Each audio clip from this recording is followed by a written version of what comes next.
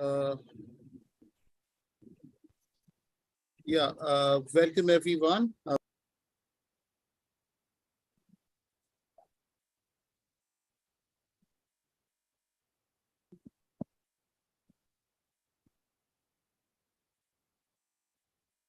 They've lost you now. Abhijit, I think we lost you again.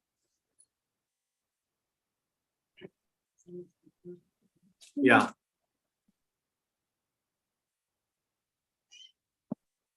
Abhijit, are you there? Yeah, sorry for the technical glitch. Can you hear me? Can you see me? Yes, we Yeah, can. we can see you. Oh, okay. Yeah. Welcome, friends. I'm Abhijit, your host today. This is NNBF Coffee Chats. This is essentially a Christian channel, a talking center, but we have a view to help and serve everybody, our community and the society, the nation also, people everywhere. And we try to host talks once a week on subjects, on matters that really help people that make their lives better, as is the calling of Christ to serve everyone, to be a blessing to everyone as he loved us freely.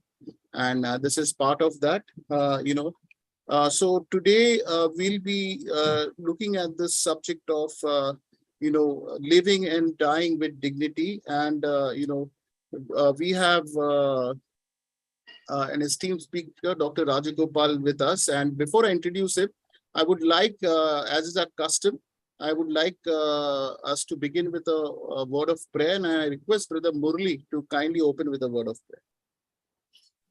Thank you very much, Pastor Abhijit. And I am so delighted to see Dr. Rajagopal here. And we have been trained in the hands of Dr. Rajagopal and his entire team of Palliative India last year for about 9 weeks. And we are proud to have him here. Until 5 minutes ago, I didn't know that Abhijit was organizing this.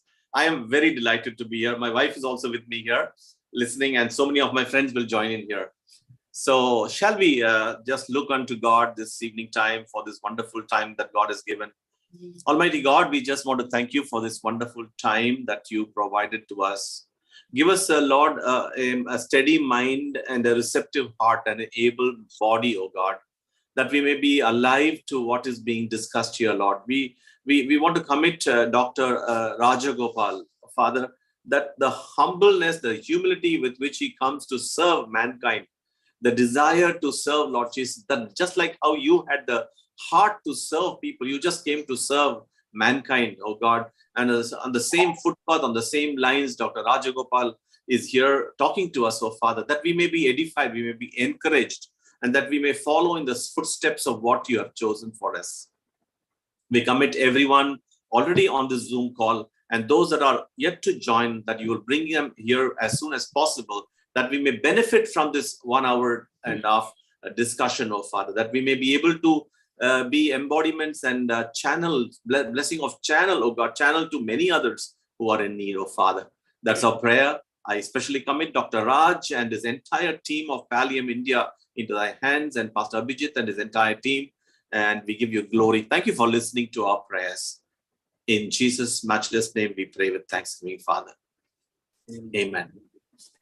Yeah, thank you, Brother Murli. Thank you so much. Okay. Friends, so we have, as I was saying, we have with us our esteemed guest, speaker, Dr. Rajagopal. And, he will be speaking to us about on this topic, living and dying with dignity. And he'll speak for about 30-45 minutes, and after that, we'll have a time of interaction. So if you have questions or doubts, you could hold on to it, and of course, that's up to Dr. Rajagopal how he wants to go with the talk. So that's the order of the program. So Dr. Rajagopal is, is the director of Trivandrum Institute of Palliative Science, the WHO Collaborating Center at Trivandrum. Trivandrum Institute of Palliative Science, the WHO Collaborating Center at Trivandrum, and the founder chairman of Palliative India. In 2018, Dr. Rajagopal was honored with Padma Shri, the third highest civilian award given annually from the Republic of India, He started palliative care in early 90s at Calicut, which was the first community-based palliative care in India.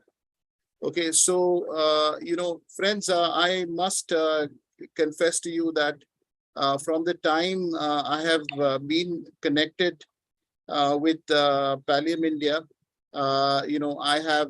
I'm extremely amazed to see the commitment and of the entire team and Dr. Rajagopal and his vision. And in every sense, I found a very close connection with Christ and his calling to bless and serve people in a holistic manner, not just, looking at the spiritual or the religious thing, but everything, the physical care, the financial and social care. And I found this close connection and so much, and I really, I feel this message of Pallium India, what they are doing, should go to the farthest corners of the world. And I deeply believe in this ministry. It's a kingdom ministry. It's a blessed ministry. And I want to, we are so happy that they are here to share with us this and speak on this very important topic. I will encourage each of you to get connected with Pallium India and, see what they are doing and let us all together serve humanity. So over to Dr. Rajagopal. Welcome, sir. Welcome. Namaste, everybody. And Abhijit, thank you very much for the very kind words. And thank you for this opportunity to talk to everybody. Just to get to understand the group, the faces that I see are all very familiar. Is it almost everybody who has undergone a palliative care course, or are there people who have not? Abhijit? I think that definitely there are people who are new and are hearing you for the first time. Okay. Yes, they are also there. But since we are all very closely connected, Sunanda has also been attending some of our events since we dwell on social issues also. So I guess word spreads to the close with you. Yeah. So thank you. And many old friends here. Jagrati, I see you. And really, I haven't seen anybody. Rachel, hello, Rachel. Rachel is very keen, sir. She's done her MSc in nursing, and she's done. She was very keen to join when I shared with her this evening. So that's sorry. Yeah. And Mrs. Pearl Verghese is another one. She was there in the bank where I used to work, and she's also here. She's a CGM in Saraswat Bank. Was there. And Dr. Rajeshri, is it my long-term friend Rajeshri? Quietly remaining invisible.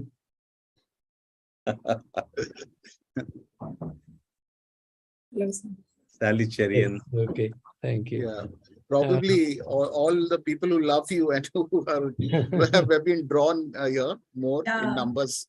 So, Abhijit, as a co-host, I would like to take the opportunity to request everybody to switch on the video at least for 5 minutes, because Dr. Raj always loves faces. He doesn't like blank screens, So my special request to all of you. Yeah. Yes, Sunanda, thank you very much. Yes, I love faces, and especially when they have smiles on them.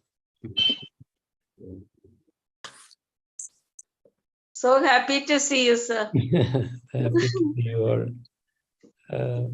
Namaste, sir. Namaste. I'm Dr. Mami Porije, sir, from Amritdhara Palliative Care Trust. Oh, hi. From Bhubaneswar, sir. Hello. Yeah. I'm in hospital, so I'm wearing the dress. I'm an anesthesiologist. Okay. And still working at this late hour. Yeah. So I have afternoon duty today, so I came late. So, dear friends, know that as Abhijit explained, we have people who routinely teach palliative care in this group, and we have people who are new to palliative care. Well, everybody knows a little bit about it. So maybe with all the experienced palliative care people and those who are trained, please bear with me. when I address the others, specifically to get some consensus Yes. on what is palliative care.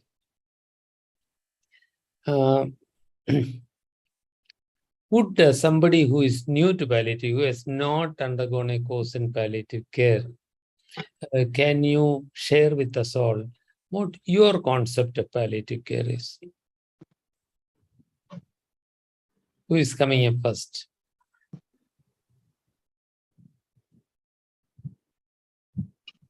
Yeah, good evening, Doctor. Palliative, and I am Anita from Mumbai. Hi. My cousin, my husband's cousin is in the palliative care. Like, their doctors are coming. They are very loving, and for wife, I mean, it is such a nice thing that they are. Anytime they are there, and they always help her uh, to take care of her husband. Husband is in coma for the last 4 years.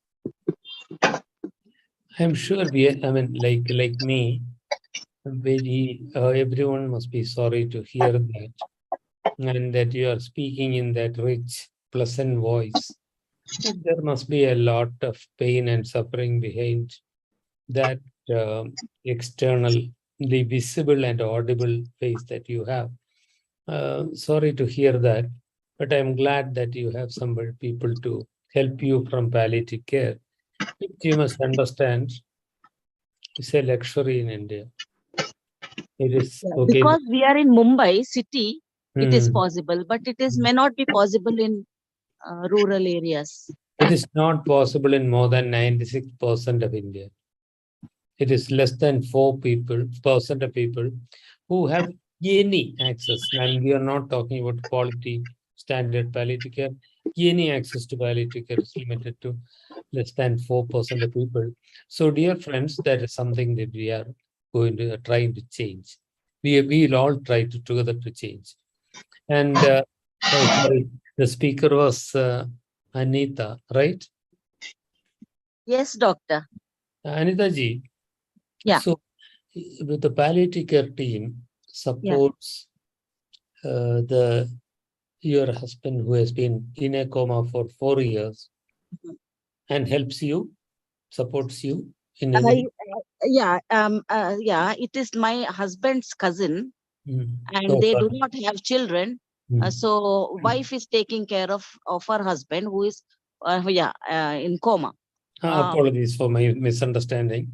So the question that I was trying to ask was, the palliative care team tries to help him, and along with that, do they actually try to help his wife also? Yes. Wife, they are more helping, emotionally, and also whenever a phone call away, they just come and comfort her, or anything, even suction machine, and they have given for free for so many years. It has been going on. So many things. I mean, even the pamper, all those things, they are coming forward, and there is a big network here in Mumbai, actually. So the doctors are also coming to see. It is really, I mean, I never thought, but this patient was in the hospital for more than in the ICU for so many months, and it was like such a huge bill came to wife, and she could not do much. And that was the time palliative care people said, we will take him out, take him home. And that decision was also something, it is not easy for her to take. But after that, they said, we will back you, don't worry. So ever since, the palliative care is involved very much. Friends, what Anita ji has already told us is the fact that palliative care is for the person with the illness and for the family. Her description highlighted that. Now, this is vitally important. Don't you think all healthcare should be like that? Every one of us must have been a sort of bystander at some point of time. This bystander, that's such a depersonalizing word. I suppose it took origin in our government hospitals where people had to stand. The family was not allowed to sit on the patient's bed. I myself, as a young man, was shouted at hard by the senior nurse because I dared to sit on my mother's hospital bed. That is not permissible. Why not? Nobody knows, but that's the way it was. And we were obliged to stand all the time. And that must be the reason for the Indian phenomenon of bystander. I haven't heard that phrase anywhere else in the world. Raji, many years back, I don't know if you want to share that story, but I remember that you were a bystander for quite a while.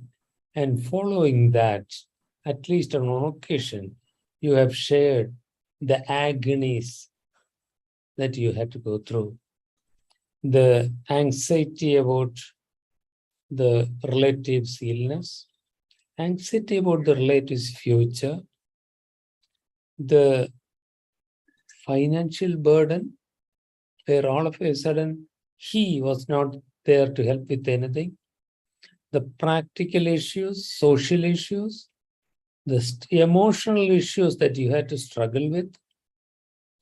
There may be sometimes, only sometimes, people to listen to the patient, but hardly ever to the family member, the person that everybody gives orders to. So all these are real problems. So what Anitaji's story already pointed out is palliative care is care aimed at quality of life of the person with the illness and the family. What illness? So your answers may be different. As there are people who are new to palliative care, let me make two emphatic statements. One, palliative care is not only for the dying people. It is not only terminal illness. Tomorrow, my time will come. I don't want to wait till I'm actually dying to get some pain relief or relief to my breathlessness or somebody to hold a hand. I want it all through illness if I am suffering. It's not only for the dying person. It's not only for cancer or some illnesses. Unfortunately, there seems to be a caste system among diseases also. Some are high caste, some are untouchables. The illness doesn't matter. Anything including the frailty of old age, if it causes serious health-related suffering, deserves palliative care. So let us start with this basic one understanding that palliative care is for all serious health-related suffering. Is anybody having some major questions in your mind? Like, how can that be? How can everybody with a serious health-related suffering be referred to palliative care?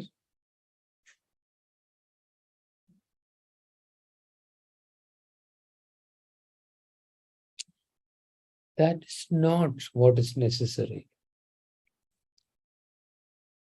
Palliative care will become accessible to everyone when everyone, not only the nurse and doctor, but the people around them, the community, everyone, or at least whoever understands it, incorporate the principles of palliative care into their care system. Certainly the nurse understanding it. Certainly the doctor understanding it and treating not only the disease, but also the person. There's a very famous Australian doctor by name Eric Castle. And a simple sentence spoken by Castle speaks volumes. It is not bodies that suffer, it's people. It's persons that suffer, not bodies. Unfortunately, our medical training has trained us as body mechanics. We treat bodies like machines, which we do not understand well. The engineer understands his machine. We don't. We have very inadequate understanding of the human body, but we keep repairing bodies. This we will together change, friends. It takes a community. It cannot be done by doctors and nurses alone. Are you with me so far? Can I stop for any questions? Abhijit, you mentioned a talk or a lecture, but let us please permit me to make it interactive. Sure, sir. It's all your space and under your authority. Okay. Yeah, go Okay. ahead. Yeah. So, who wants to make a comment or ask a question? Yeah. Anybody wants to ask anything? Any from what you've heard just now, the little bit of interaction and what sir has explained, any doubt or any query that comes to your mind, please go ahead and ask. Sir, since you have pioneered in this field of palliative care, I know it has been a very lonesome experience. And also, being a medical practitioner, you have had to move away from certain of the practices and the style of working. And thereby, you have set a standard of palliative care now in India. We would like to know what are the hurdles that you have gone through so that we also are aware of it and we take the necessary steps to overcome it. Dr. Joshi, thank you very much. I'll try to answer that question briefly because I go into, see, Dr. Joshi, my problem is that I like talking about myself.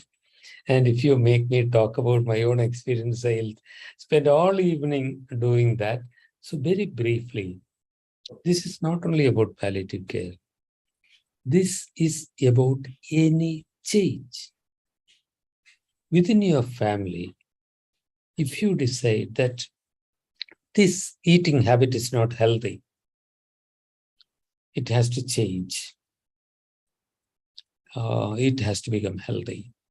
Do you think everybody is immediately saying, "Hi, very good, let us invite healthy food in"? People are going to be unhappy.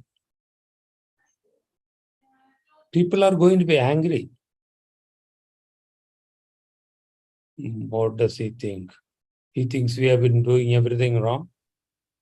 People are afraid. Confronted with radical changes, people have fear.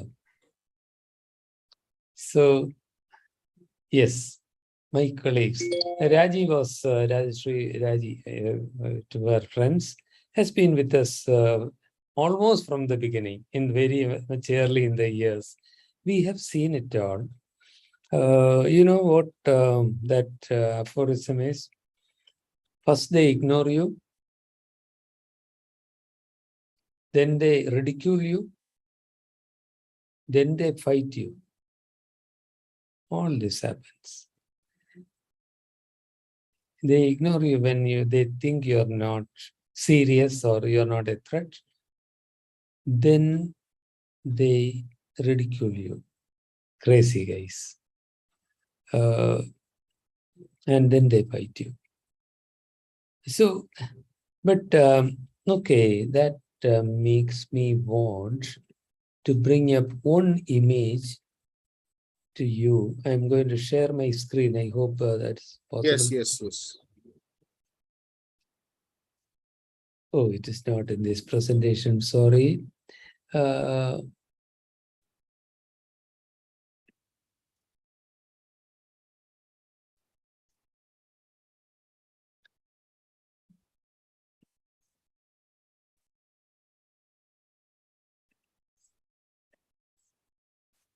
So that was not the presentation that I was planning to show, but just because Dr. Joshi asked this question, I'm going to show it anyway.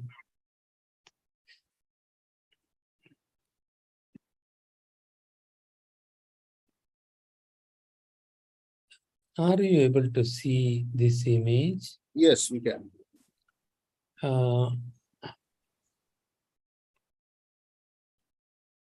Change is not easy. Most people do not like it. We like to get up in the usual time in the morning, have a cup of coffee, go with our routines, and life goes on. But some people, a minority of people, are not quite happy with status quo. They want change. They want new things to happen. And as soon as Dr. Joshi starts talking about this new business that you want to start, they'll be ready. Okay, let us see. What do you want to do, Dr. Joshi? We are with you. This sounds good. But Dr. Joshi, some people find it very hard to change. I think it is human nature. And they are the ones who will fight. So, as Raji will remember, in the early years, we spent a lot of time fighting these people. Eventually, till I attended a short management course, where our instructor showed me an image like this and said, learn to ignore these people. They're not worth your energy. Why do you break your head fighting these people?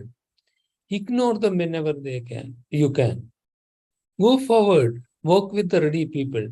And when you work with the ready people, you will find this line shifting. More and more people are joining you.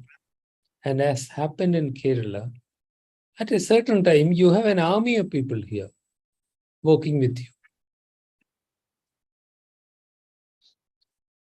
you. Of course, it means quite a bit of patience. It means also sometimes being willing to accept a few insults, especially when you want to work with the angry people, with government officials, etc. And when somebody says something insulting us, it takes a lot of courage not to react. If you are reactive, you waste your energy. Somewhere within you realize that this person will take too much of my energy. Yes. I'm happy to say sorry, sir, and walk away. I'll spend my energy where it's more likely to be useful, such as, ladies and gentlemen, like interacting with you. So long answer to your short question. Dr. Joshi, thank you for asking that question. So before I move on, shall I take one more question? Any other that people have? Sure, yeah. Anyone else Yeah, wants to? Go ahead, please. Yes, Abhijit, I want to ask. Yeah, go ahead. I'm Gauri, doctor. Good evening, doctor. Good evening, Dr. Gauri. Thank you for giving this opportunity. I have a few doubts. First, one thing, in this palliative care is available only in certain cities, but in small towns that is not available. And then in such, not only if that care is available, also parents usually they expect their children to take care of them, not some outsider. In some such cases, if they're seriously ill and sometimes the children as children they're emotional, so they cannot take care, they cannot give as much care as their parents or the elders expects. So in such cases, how can we give care to our own people? Thank you, Dr. Gauri. Maybe that's an answer that I may not be able to give, but we will find together. That's the answer is something we'll have to find together. Listen, this is a reality that we are turning nuclear. Families are becoming more and more nuclear. That tendency is all over the country. Migrant population. From many states, people come to Kerala to work. And it's not a small number. It's millions. And from Kerala, people go to the Gulf countries and elsewhere to work. So very often, families, even in rural villages, are there where you have only a couple of old people, a woman, and a few children. The social environment is changing. That's a reality we have to live with. Now, in the West, when this happens, maybe it's a reflection of the high income they have. They built homes to take care of the elderly, old age homes, nursing homes, etc. Here, okay, there are a few, but that wouldn't even satisfy 1% of the need, honestly. I live in Kerala, which has 16 times more access to palliative care than the rest of the country, where economically people are better off, where literacy is better.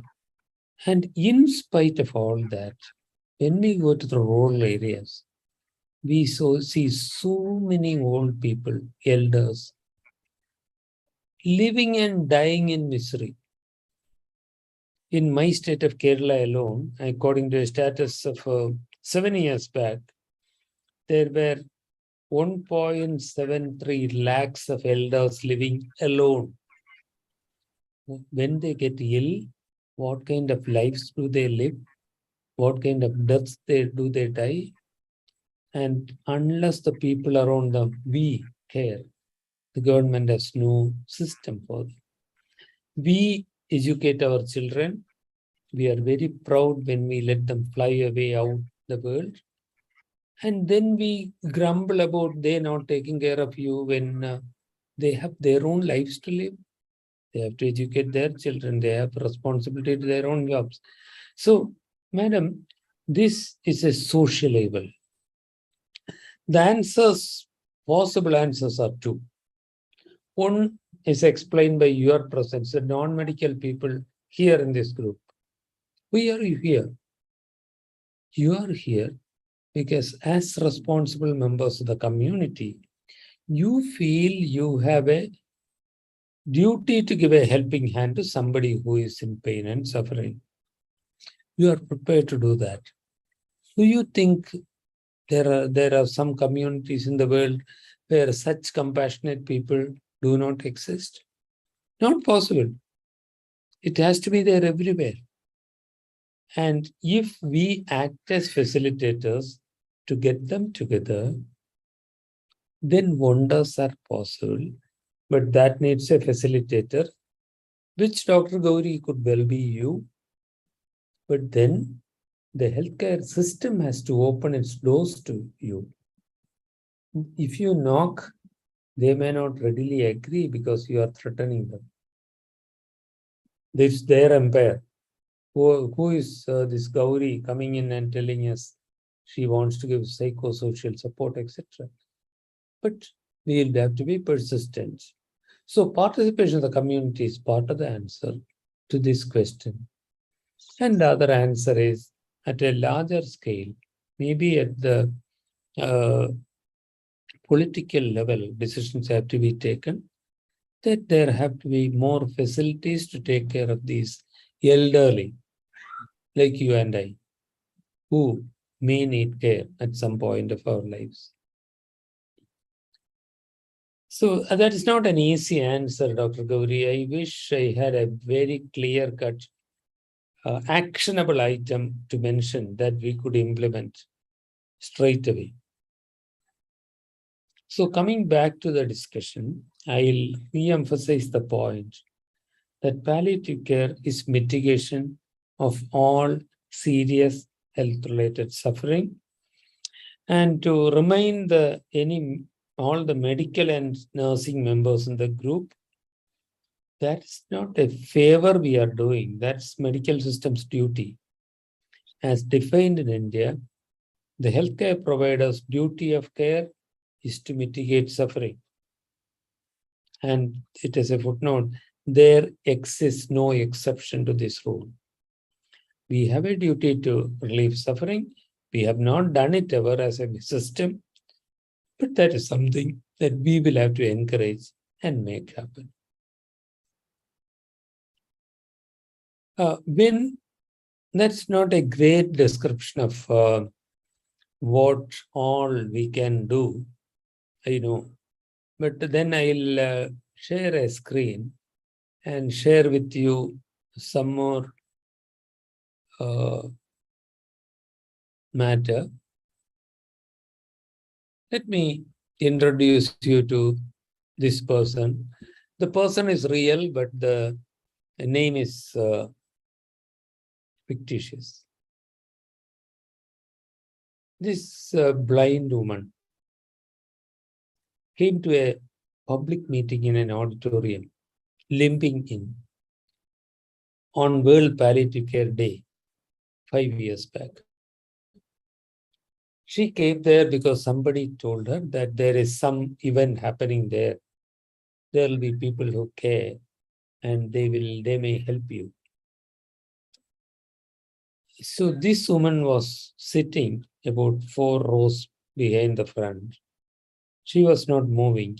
Her 12-year-old son had come and clutched at my sleeve and told me, "Mom is calling you." The woman did not come over because she could not walk. She had been advised an amputation because the diabetic foot had infection going up to the knee. They had suggested an above knee amputation. But then no hospital would accept her because unless she had a bystander, and a 12-year-old boy was not qualifying to be a bystander. See how our healthcare system rejects people. The people who deserve care more than anybody else is told, no, you have to bring a bystander. Her husband had abandoned her. Where will she find this bystander from? The story was, one day on a Saturday night, the son said, "Mom, I cannot withstand this hunger anymore. Let's kill ourselves." She persuaded, "Son, hold on for one more day. On Monday, Amma will find a way." Okay, let me tell you, she is not living in this hen hoop anymore. She is living in a rented building for these last 7 years or 5 years, I can't remember, funded by one man from that day to this day. Her problems were, of course, this diabetic foot and also blindness because the diabetes. Is there anything that the community can do? She needed specialized care for her diabetic foot. She needed a bystander. So when it was essential to have her admitted to hospital, a member of the community paid for the service of a paid caregiver who would stay with her. Such a caregiver was appointed also to support her eye surgery, where she had retinal surgery. She got back 60% of her vision. And after 4 years, she saw her son once more. True, the doctors did the operations, all the care, but it couldn't have happened. The healthcare system was not doing it. It was the common people who did it. The financial problem came from the community. The social support came from the community. Our social workers and volunteers were there to give her emotional support. Well, that's not emotional support, is not going and say, "So don't worry," which none of us will ever say. But it's by being there. And spiritual support. Spiritual support may mean different things to many people.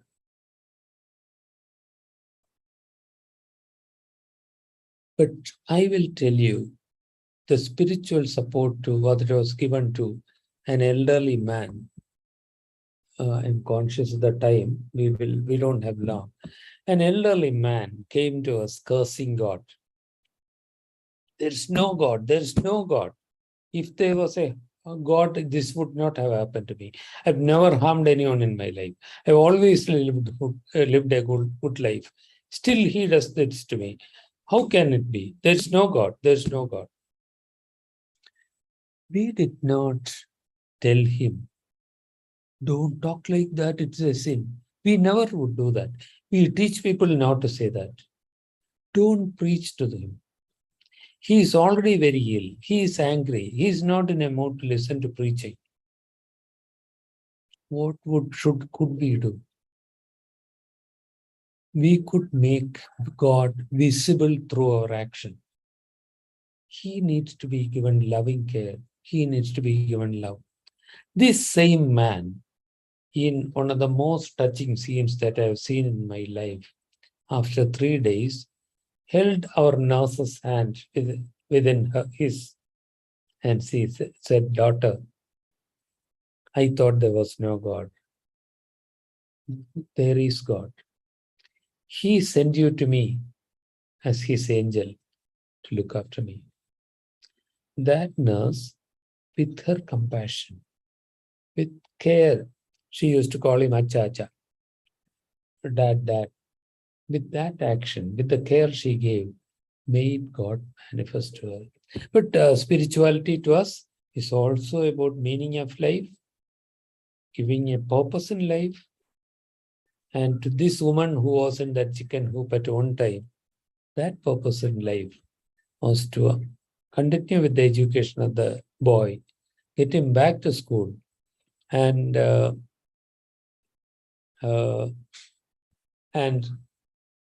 seeing him as a grown man caring for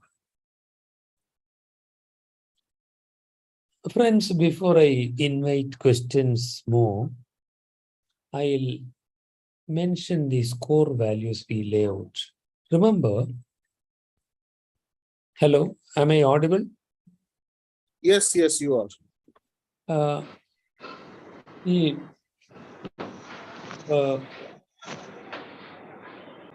There's some background noise. Okay.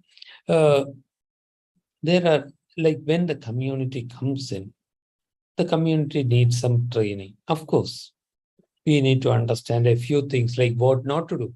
Even simple things like hand washing. So easy to kill somebody with wound dressing on one person and doing it again for the next person without washing your hands. Or what not to say. Like, we won't say, don't worry. We won't try to force God down anybody's throat. So these are some core values which we lay down. These are on our website. I'm not saying that everybody should follow the same core values, but every organization should lay out some core values which everybody should be bound to follow. For us, these are the ones. The patient first and the family second are the most important considerations. Commitment to an organization will be secondary to commitment to the patient and family. The moment Palliative India grows larger than the patient or family, Palliative India starts its death. 2, we are not doing charity. Care is the right of the patient and family. We stand committed to providing it to them. It is not a charity. It is their right. Not everybody may accept to give them their right, but we see it as our duty. We remind ourselves that every person that I look after is doing me a favor by giving more meaning to my life, making my life more worthwhile, giving us the opportunity to enrich our lives. So this means that when we give care, we get out of the risk of being patronizing. You put on a little bit of weight, okay, I am a God's ambassador, and I say, hey, how are you? That patronizing or condescending attitude causes a distance between you and the patient. If I say, how are you? Then the person may say, oh, I'm okay, sir, thank you very much.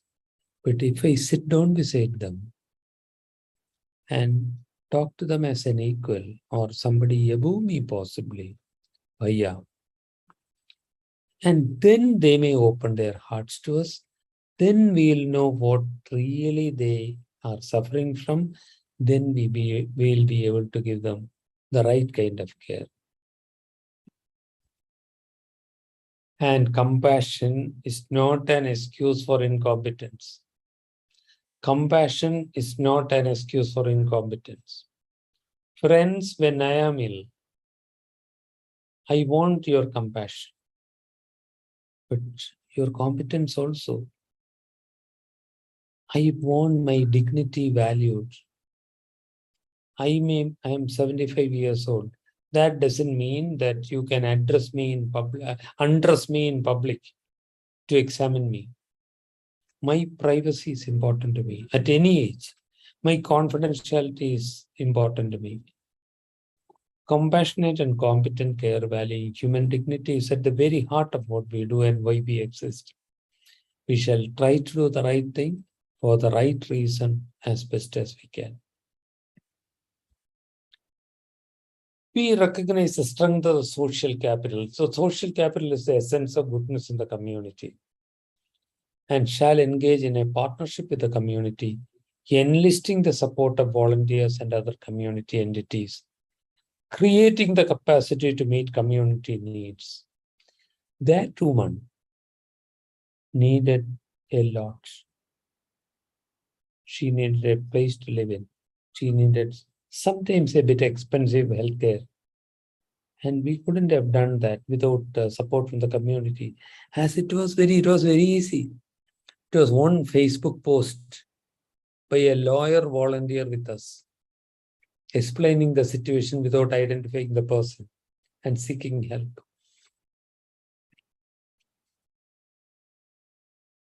Each one of us shall treat everyone else with respect, remembering that every individual is superior to each one of us in some way.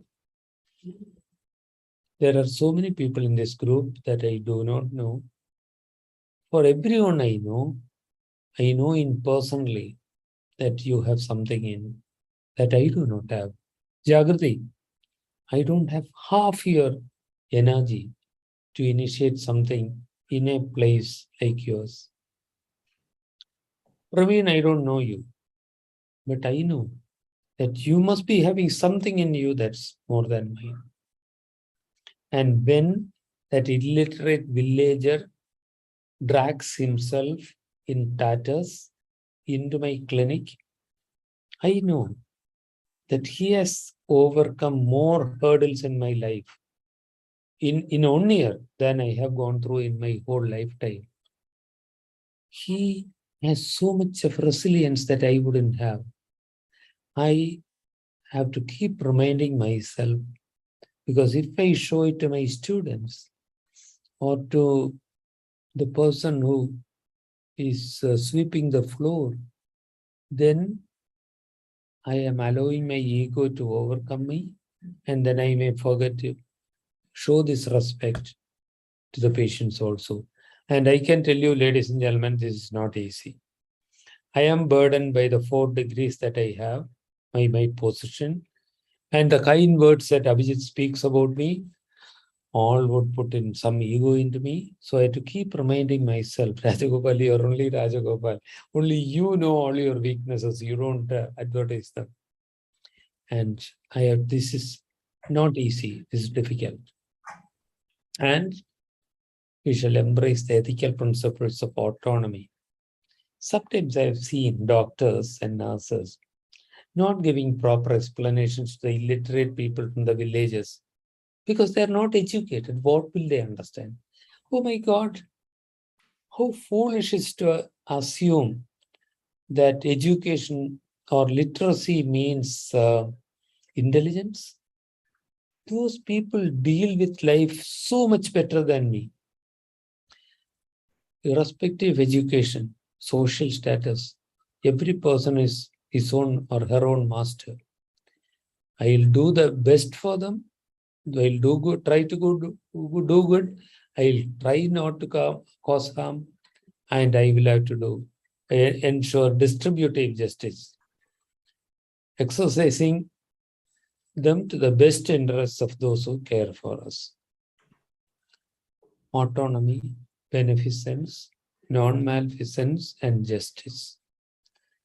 One's right over oneself, doing good, not doing harm, and fair allocation of available resources, including my own time.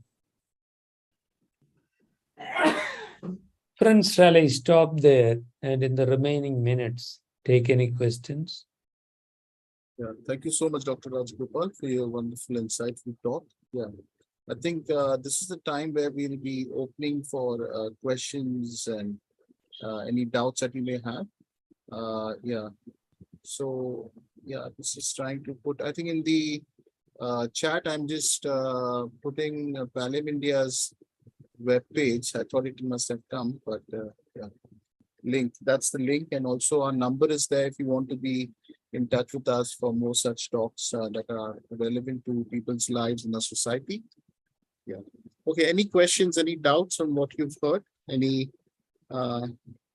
Yes, there's a question that has come. Where can we find palliative caregivers in Navi, Mumbai?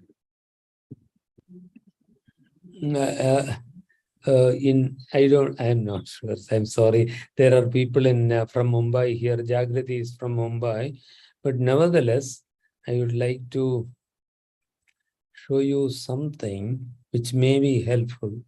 Just 1 second while I get it on the screen. Jagrati, any response to that? Yes, sir. Navi Mumbai, there is one Dr. Nagre, Sunanda. Sunanda, you know her name and you have met her. Yeah, we have Dr. Pankaj from Palcare who takes care of the palliative care in Navi Mumbai. So, Mamta ma'am, you can get in touch with us. If you can send me your mobile number, I'll get in touch and help you with that. Thank you. Thank you. Friends, if you, thank you, Jagrati, and thank you, Sunanda. If you go to our website, which I hope you can see now,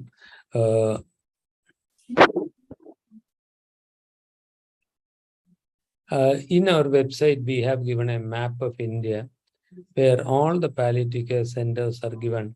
If you click over the stage, all the details that are available to us will spring into view with the address, explaining whether that center has morphine available for pain relief and with contact information. palliativeindia.org, go straight to the directory. The directory will show on the homepage itself. Thank you, sir. Anyone else, please unmute and ask or raise your hand. You could put your question on the chat also quickly. Abhijit, I know that I have exceeded the time. Oh, no. Actually, we do sometimes go till 10:30 also, but we don't want to stretch you also. You are serving so many people. And yeah. Yes, anyone else? Any question that you have, any doubt, any clarification? Go ahead and ask, please.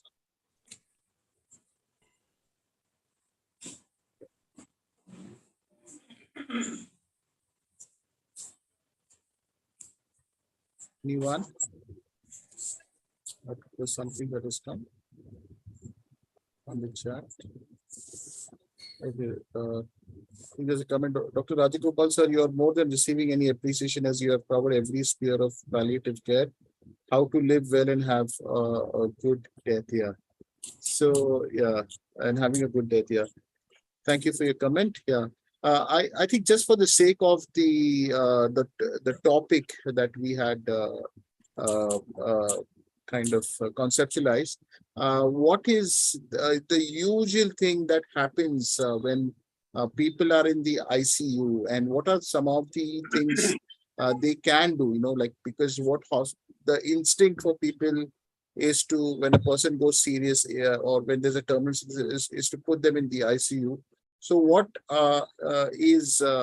what really happens with hospitals that they actually like to put people on the ventilators, or they always let them be on the ventilator? What is the other option for a family to think, in the direction of Dr. Rajagopal? Can you comment on this ICU ventilator culture or norm that exists?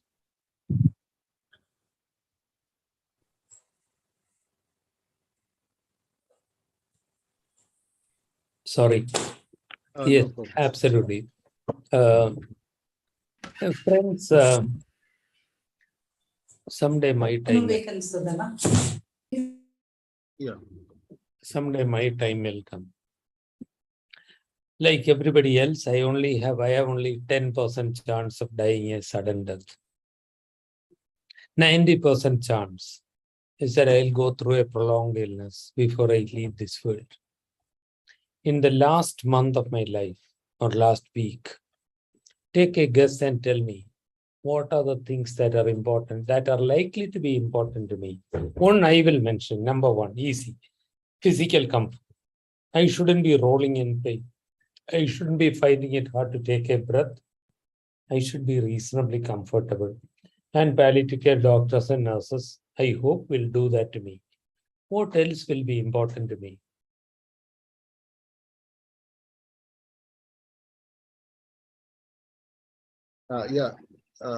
Dr. Mithili Ramachandran, you want to say something? You're on mute, I think.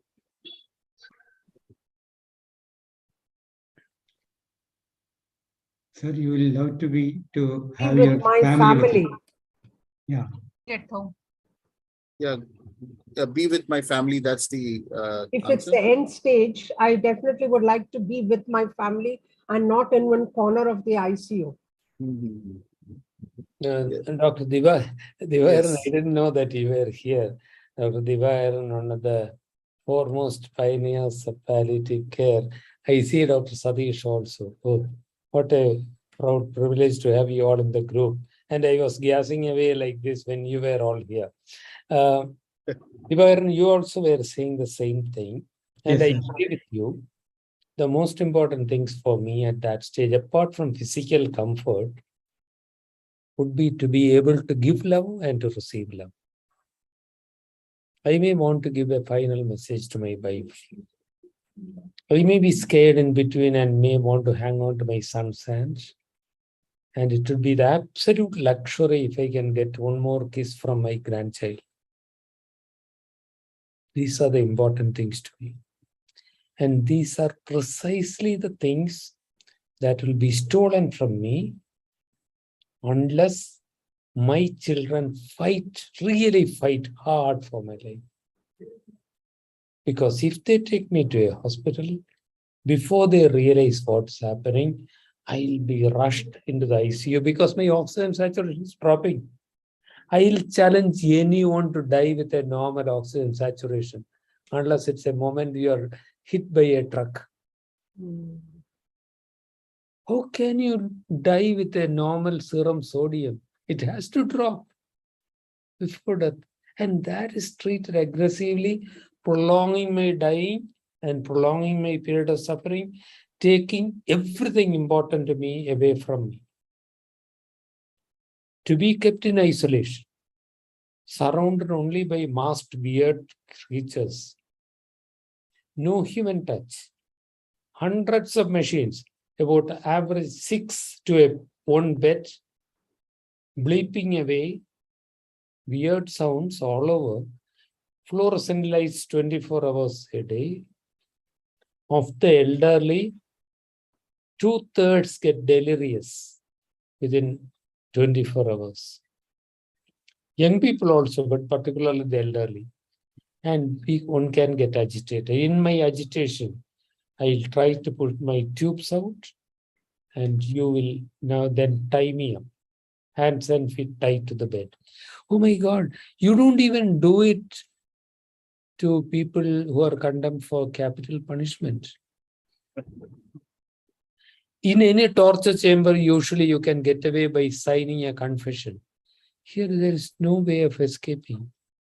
And weeks and months sometimes. This is a peculiar Indian phenomenon. Friends, let me tell you that. This is an Indian phenomenon. This is not happening in the USA and the Europe now. There, if treatment is considered futile, they get withdrawn from the artificial ventilator and allowed to die with some dignity, receiving palliative care instead. And here, we allow this practically crime, battery and assault on the helpless person to be perpetrated And you cannot, there's no justification for this. No medical ethics or science says that this is the best thing to do, but it is allowed to go on. Yeah, on the screen, if you can see, I am showing an image. A paper published in 2019 and this one in 21.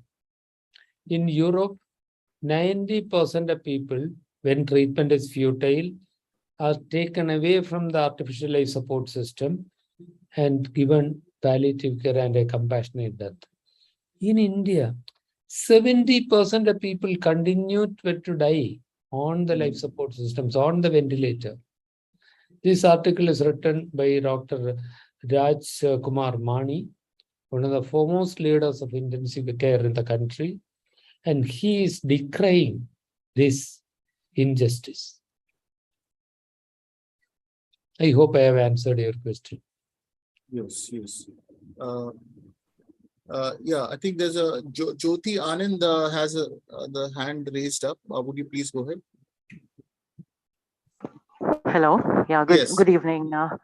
It's my pleasure to talk here, and thanks. I just wanted to put in a word here when you spoke about patients passing away in ICU. That's the last moment for a lot of people, sadly.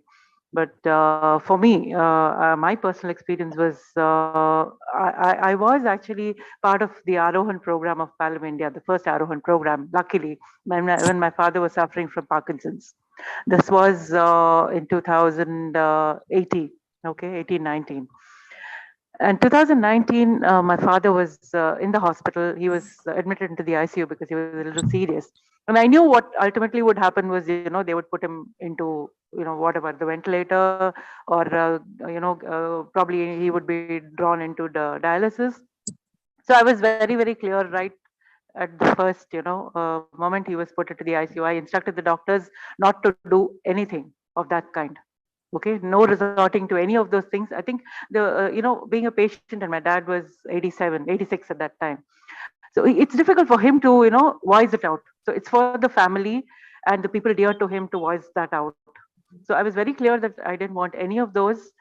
And well, the hospital could not do anything after a certain point. But 1.5 years post that, my dad was taken care of at home by me and my son and my family. Okay, very, very with a total dignity, and he died in totally at peace in his sleep. So I think as a daughter, that's what I'm proud about, and that's something that I think we all as family need to think about and live and die in dignity. Thank you. Jyotiji, kudos to you. You had the inner strength to fight for your dad's rights. And it takes courage to be able to say that to the medical profession. Enough is enough. Thanks. None of this for my dad. And the barriers, unfortunately, are several. For example, it is, even if you believe that it is okay, there is actually the problem that doctors genuinely believe. That's only in the last 25 years. It was not there. Dr. Divagaran and Dr. Jagrati and Dr. Satish, when they were practicing medicine, this belief was not there. But now many doctors have the genuine belief that they have the right, they have the duty to prolong the heartbeat as much as possible. And of course, over that quarter of a century, families themselves sometimes say, please do something. Save my dad's life at any cost. That's a selfish kind of love which says, I cannot live without my dad. Whereas a more selfless love would be, his time has come. Let him go, he is suffering. That needs change, and societal factors, pressure from the society, that's tremendous. Hey, isn't he your own dad? You don't want to spend money on him? That kind of attack on the children. And of course, the legal position in India is unclear. One thing is clear, if we are sure and the families agree that we are obliged to give him or her only the treatment for the person's quality of life in the context of an incurable life, the legal hassles do not come in. But this also means that all of us have to bring back what a recent Lancet Commission report advised, death literacy. Death has become a stranger to the society. Young generation have not seen death. Day before yesterday, I was with a group of house surgeons, and a young lady doctor said she had gone on home visits with a non-government organization's home visit team. And for the first time, she saw a dying person. She had already done 5 years of medical education and half of her house residency. She had not seen a dying person. This death illiteracy has to be overcome. Dr. Rajagopal's screen is frozen. Oh, I'm sorry. No, we can hear him. Sorry? We can hear you, sir. He's No, can you also see me? Yeah, you can see him also. Yeah, we can see also. So, Vijit, maybe it is your technical trouble. Abhijit, we are able to see him and also he's audible. Oh, okay. I think there was a lag in from my side. Yeah. Mamtaji, Please go ahead. Mamtaji asked what's the difference between palliative and geriatric care. I do not need palliative care right at the moment, possibly, because I don't feel any serious health-related suffering. But I still may need geriatric care to help live my life better, healthier, independent, and to be free from the need for palliative care soon. Whereas there is that interface between geriatric and palliative care. Every person eventually will need palliative care unless he or she dies a sudden death. So geriatric care includes palliative care in the latter part of care. In the first part of geriatric care, it's also treatment aimed at improving independence and keeping the person as much in a healthy life as possible. Dr. Rachel, Miss Rachel Jasper, that's great news about the painting exhibition. Please note that in the chat box, November 1 to 7, art exhibition in favor of palliative care in Mumbai.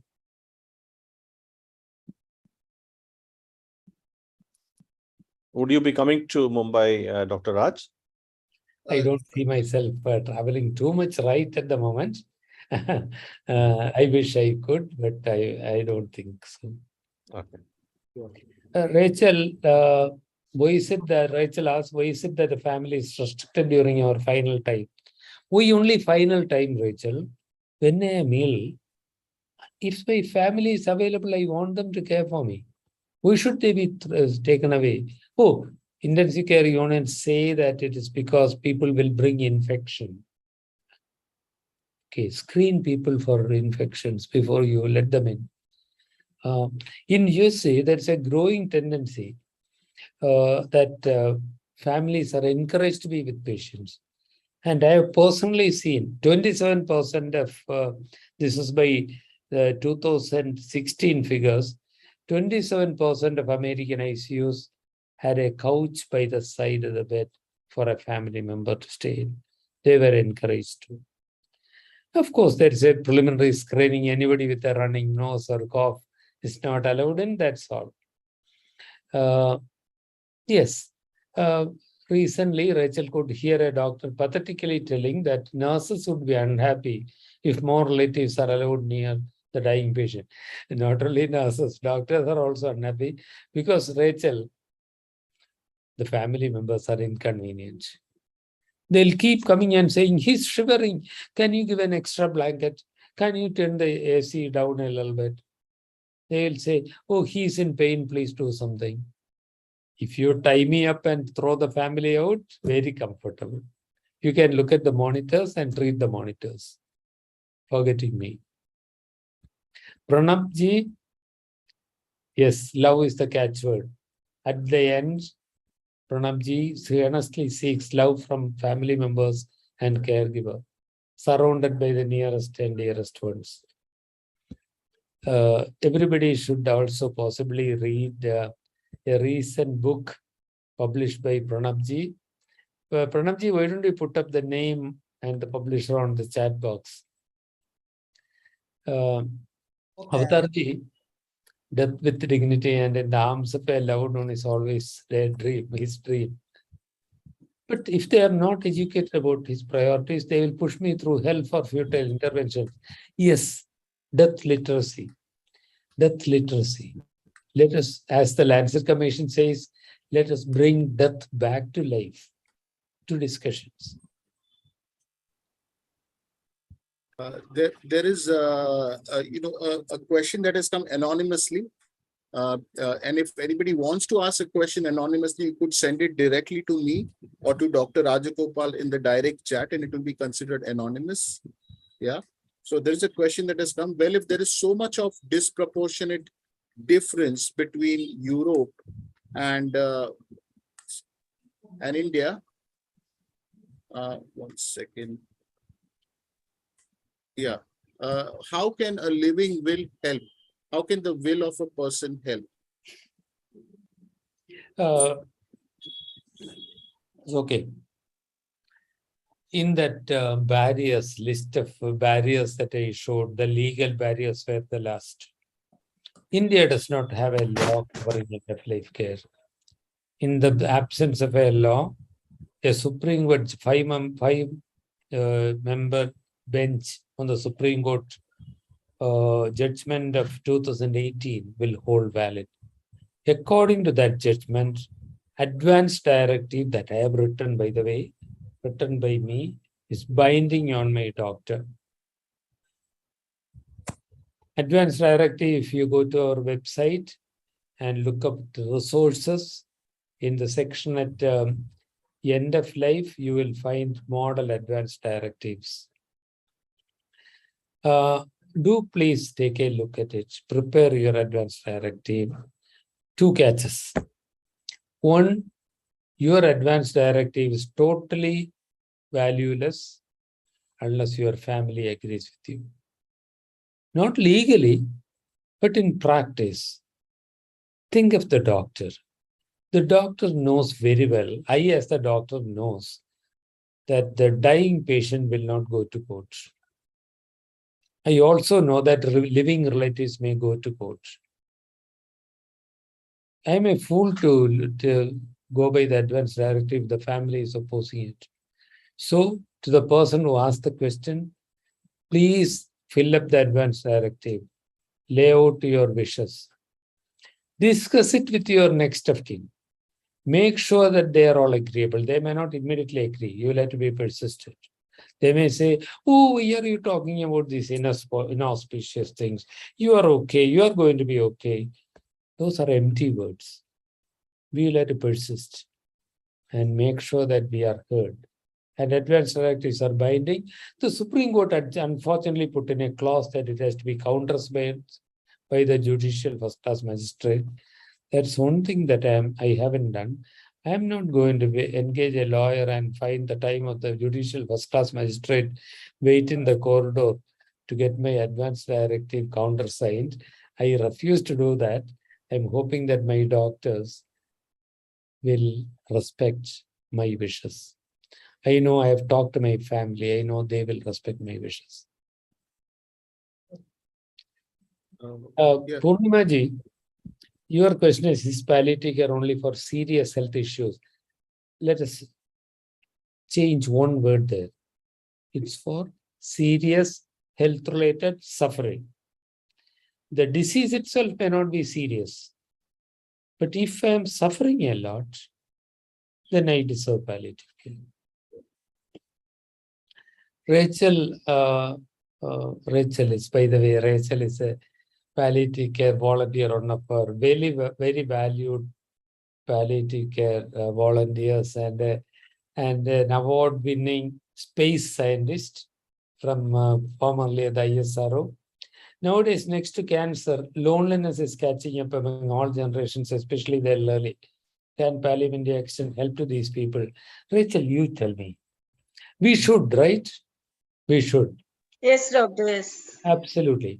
Divaran and Sadish, Raji, in all the textbooks of medicine that you have studied, was there ever a chapter on loneliness? No, sir. The most dreaded affliction?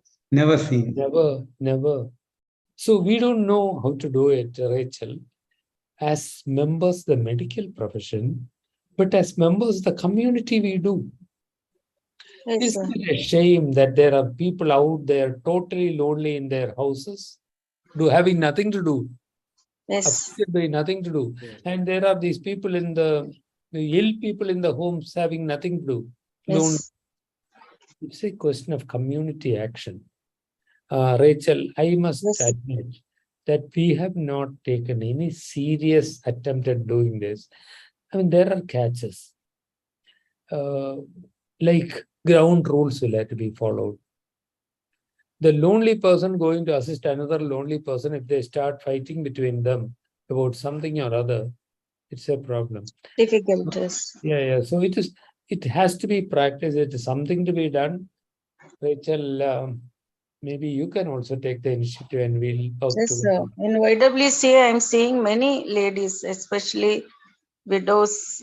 They may be very rich. They're doctors, their children are doctors, engineers, but they are lonely within their houses.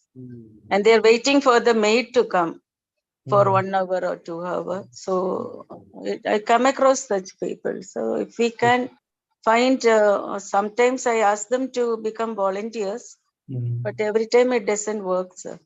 Yeah, they are very much into loneliness. So I am not a qualified counselor. So No, that may be a little too much. But if to expect qualified counselors for everybody to relieve companionship, but if we give some basic training, we can teach people to be listeners. Yes, sir. Yes. Rather than talking. Required, sir. Divar and Sadish in Kitosur has possibly one of the strongest teams of volunteers in the state.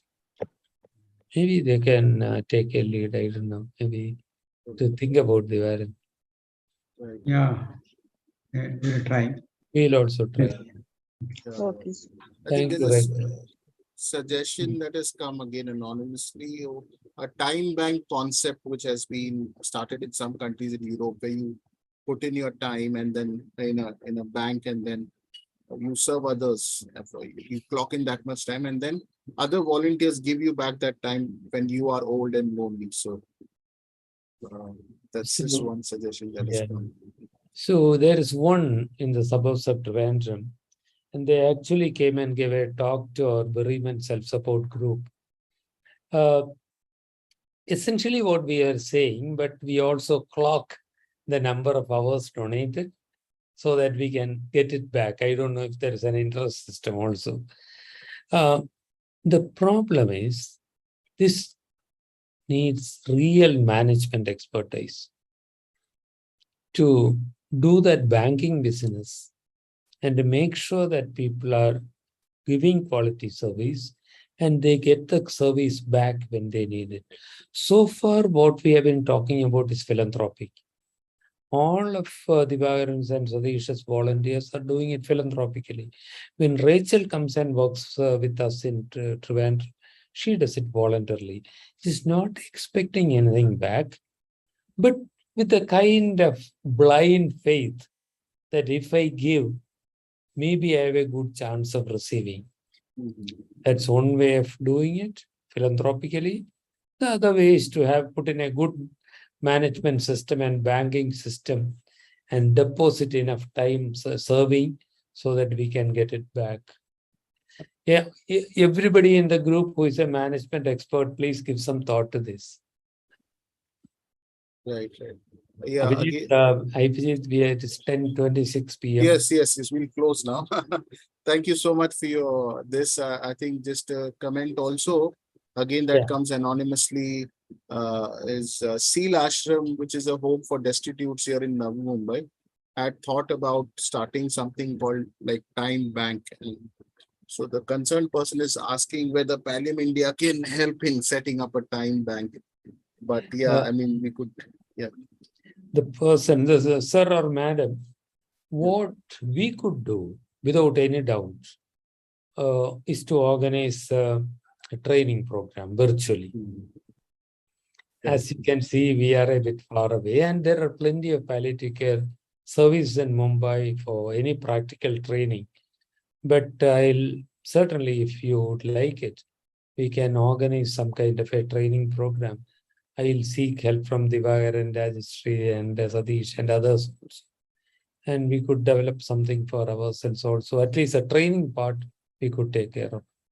Right. I think we can evolve the community palliative care into compassionate communities. Evolve it into compassionate communities. Then much of the problem can be solved, I think. Correct. Thank you, Divaran. I mean, if the community is compassionate, why only palliative care?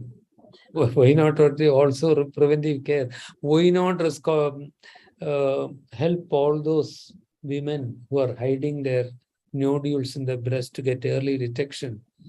Why are our people still having cancer of the cervix? These are things to be sorted out. Thank you, Divaran. Yeah. So I think we've come to the close. Really, sir has really given so much of his time, and we want to thank him profusely on behalf of all of us for giving his precious time and sharing his knowledge. Also, I want to thank everybody who has contributed with their questions and views and suggestions in today's program, and we hope and pray that Pallium India will continue to grow. In fact, this initiative, this vision will grow and grip many in our nation. That there will be no more needy people, dying in misery, living and dying in misery, but there'll be dignity for everyone. Yeah. Thank you, sir, so much. Thank you, Dr. Rajagopal and the Pallium team. We really thank you from the bottom of our hearts, and thank you, everyone. God bless you all. Thank you, sir. Thank you, sir. Take care. Thank you, Bye. Dr. Thank you so much. Rajagopal. Thank you very much.